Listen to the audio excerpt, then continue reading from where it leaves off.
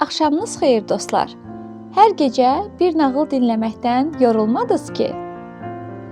Elə isə keçid alaq növbəti nağılımıza.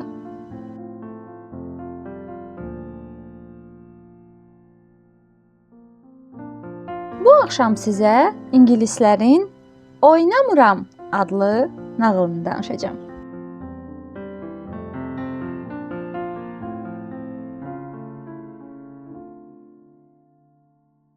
Bir evin bağçasında qonur küçük, ağ pişik, boz dovşan və tükləri təzə-təzə çıxmağa başlayan qarğa balası çox yaxşı dost idilər. Bu 4 yaxın dost hər gün birlikdə oynayırdılar. Axşam düşəndə hərə öz yuvasına qayıdırdı. Küçük evin içində sobanın yanındakı bir sandıqda yaşayırdı. Ocağın çıqqıltısını dinləyər, şad-xürrəm yuxuya gedərdi. Pişik odunluqda yaşayırdı.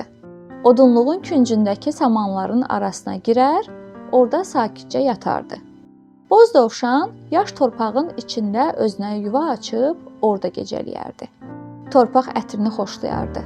Səhərə qədər yumşaq torpağın sərinliyi ilə yatardı. Qarğa balası isə ağacdakı yuvasında yarpaqların xışıltısını dinləyərək şirin yuxular görürdü. Bu şirin heyvanlar hər gün yeni oyunlar oynayardılar. Küçük yumaqlar tapıb gətirər, pişiyin qarşısında onları atıb tutar, hərdən də onunla qaşı-tutdu oynayardı. Qarğa balası yarpaqları bir yerə toplayıb toplar düzəldərdi. Doyunca qaçıb tullanardılar. Küçük bir gün dedi: "Artıq yeni bir oyun fikirləşməliyik." "Necə oyun?" Dovşanla pişik soruşdular. "Biraz düşünək." Qarğa balası dilləndi. "Mən tapdım." Küçük dedi. "Gəlin bu axşam yerlərimizi dəyişdirək." "Anlamadıq." O birlər təəccüblə soruşdular. "Burada çətin nə var ki?" Küçük tapdığı oyunu izah etməyə başladı. Dostlar küçüyün dediyi kimi oynadılar. Pişik gecələmək üçün qarğanın yuvasına çıxdı. Küçük dovşanın torpaq altındakı yuvasına girdi. Dovşan küçüyün yatdığı sandığa yerləşdi. Qarğa isə yatmaq üçün samanların arasına girdi. Gecə düşdü. Külək əsməyə, yağış yağmağa başladı. Dovşan balası yata bilmədi. Ocağın səsindən qorxur, bir tərəfi yanacaq deyə gözünü belə qırpmırdı. Küçük də yata bilmirdi. Torpaq çox nəm idi.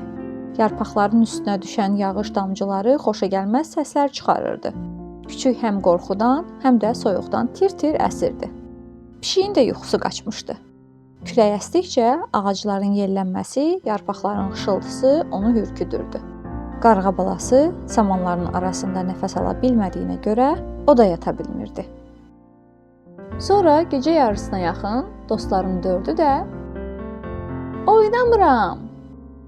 deyə bağıraraq yuvalarından sıçrayıb həyətə qaçışdılar. Sonra hərə öz yuvasına yollandı. Öz yuvalarında səhərə qədər mışıl-mışıl yatdılar.